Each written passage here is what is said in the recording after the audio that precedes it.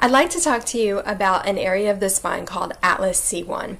So this video is for people who are already chiropractic patients, but have heard, what is this C1 thing? Why is it such a big deal? Why do you spend so much time and education on this one particular area? And so I'd like to share that with you because it's really important, and it can have a major impact on health. So Atlas C1 is the neurological area right at the very, very top of your spine. So this would be brain up here, spinal cord coming down in through here, and Atlas C1 is this bone right here, right at the base of your skull. And it can be contacted on a real human being right behind the ear here, and it would be visualized on x-ray right in the back of the mouth, so right back there. Atlas C1 is important because of the attachments of something called dentate ligaments that attach the spinal cord to the Atlas C1 vertebra. The spinal cord is protected from forces inside of the spinal canal. It's tethered at the bottom, but it's attached here quite significantly at the top. And this is actually a protective mechanism. This prevents when we bring our head forward from that tension pulling on the back part of the brain stem, and pulling it down through the hole in our skull, the foramen magnum. So that protective mechanism is there. It's good that it's there. We want it to be there.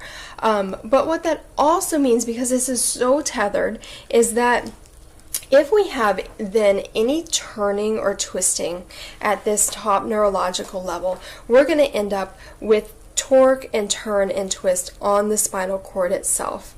So what that means is both research and clinical experience of upper cervical chiropractors have told us that that has huge effect in the body.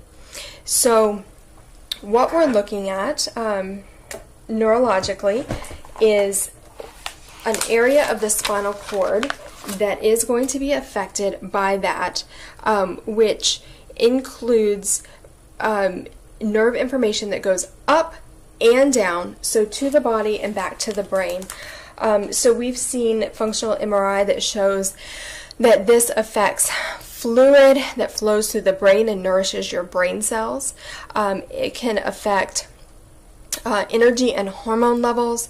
It can affect down into the rest of the spine, creating tension that causes muscles to pull more on one side than the other, which causes eventually your hips to draw up and turn. And this is where we see that when even though you're standing, one hip is higher than the other, and when you're laying on your back, one leg is pulling shorter than the other because of that tension that then is seen in the muscles because the nerves are irritated. An analogy that I like to use for this area is to think of it like the main breaker switch of your body.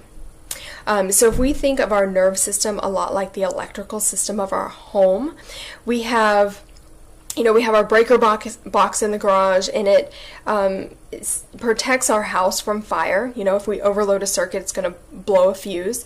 And all of those wires go out to every room of our house.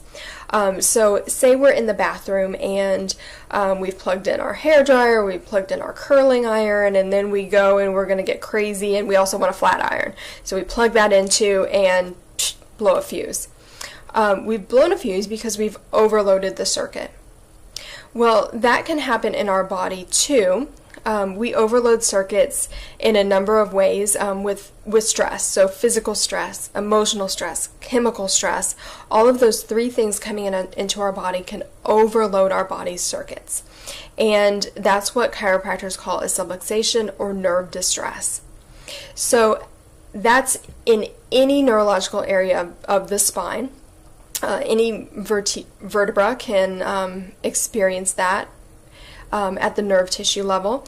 But when we look at Atlas C1, what we're seeing is that because this area has such effect up and down, this would be like as if you blew the main breaker switch. So your whole house was under so much extra energy input required that boom, the whole thing is off. It's a protective mechanism.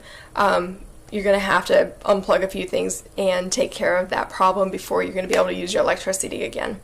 So in the body, the Atlas C1 is very much the same way. It's like blowing the main breaker fuse. So we're not just going to see trouble in that particular area, but we're going to see issue both with the neurological feedback in the brain and down into the rest of the body.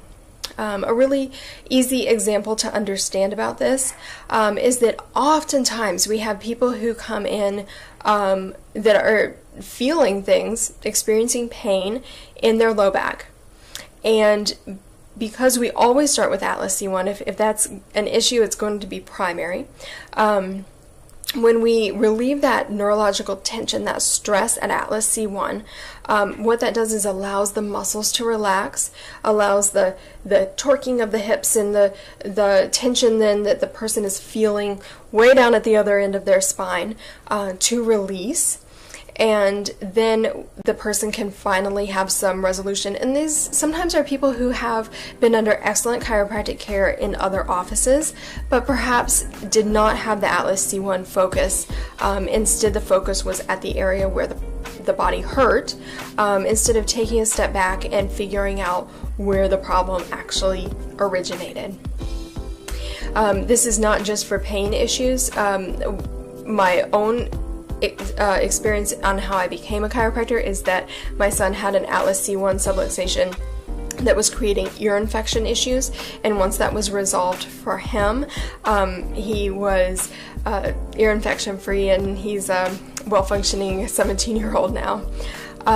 So Atlas C1 is a big deal. If you haven't been checked for it, I suggest that you do. It can be life and health changing.